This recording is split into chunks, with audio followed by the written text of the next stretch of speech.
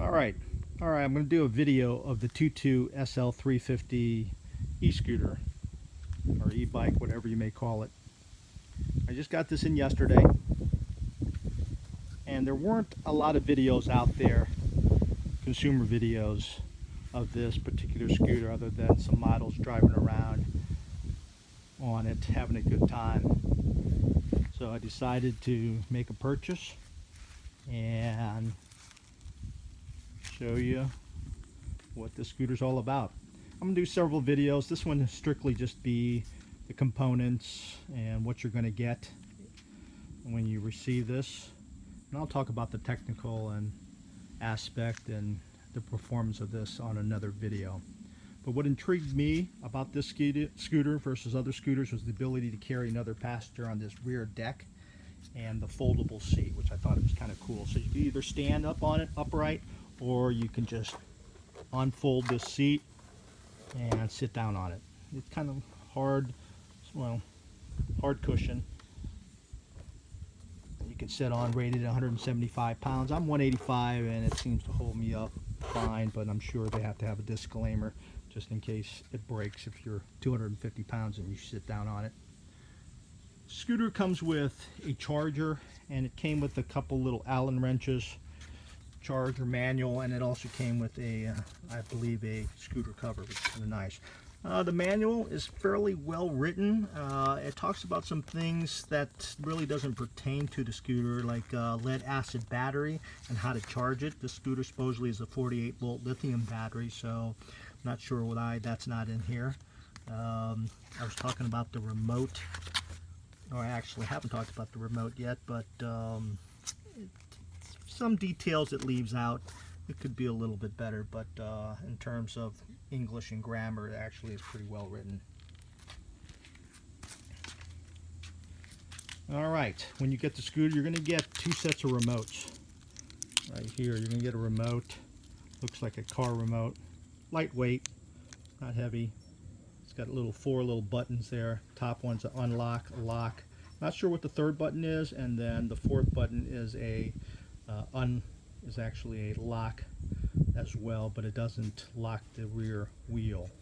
I'll explain that in a minute. So if you press the top button, it unlocks the scooter and it turns on the LCD display. Nice large, probably about 5 inches, shows the speed, how far you're going, how much is left on your battery. It's kind of cool. So that's kind of a neat feature a lot of bikes at this price point don't offer. It's got a light that you can switch on and a horn. This is fairly loud. Dual brakes, and then your throttle. You press this last button, turns off the LCD screen and turns off the scooter. Turn it back on. If you press the second button, it will lock. It will turn off the LCD screen, turn off your bike, and it also locks the rear wheel, and you'll probably hear it. You hear that sound? It actually locks this rear wheel back here. So if you were to roll the bike a little bit, it then locks, and then you cannot, the wheels are locked, you can't roll this. So you basically, if you're going to steal it, you're going to have to carry it away. Not sure where the alarm falls in. I haven't heard the alarm, so I'm not sure. And then the third button, if you press it, the light little turns on there, but I don't know what it does. And there's nothing in the manual that explains that. Two sets of keys. This key unlocks the battery compartment. We'll see if we can open that up.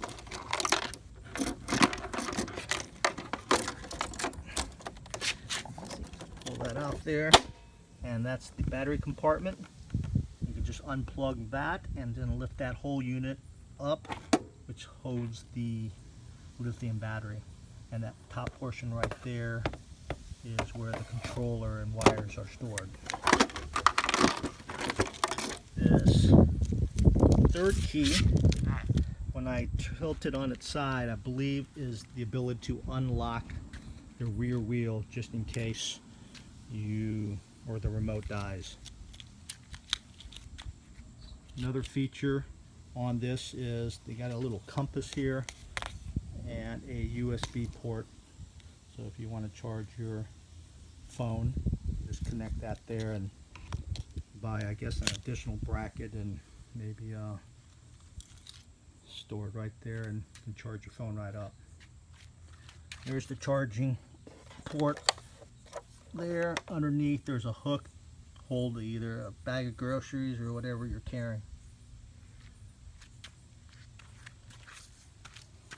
Got a rear solar powered, and you press that on and off to turn it on.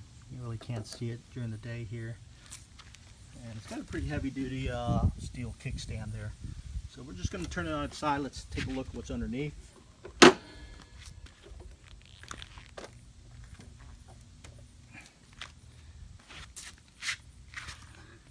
There are your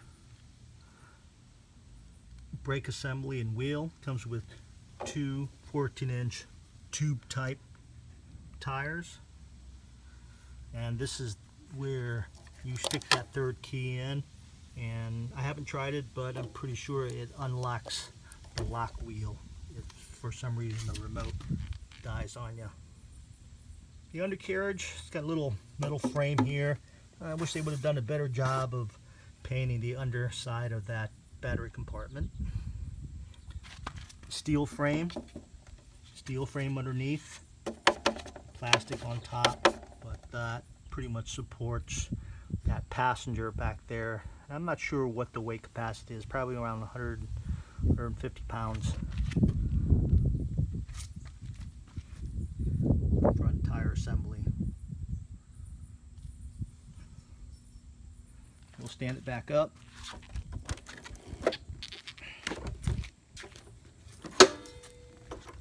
Turn it back on. We're going to show you the LED lights.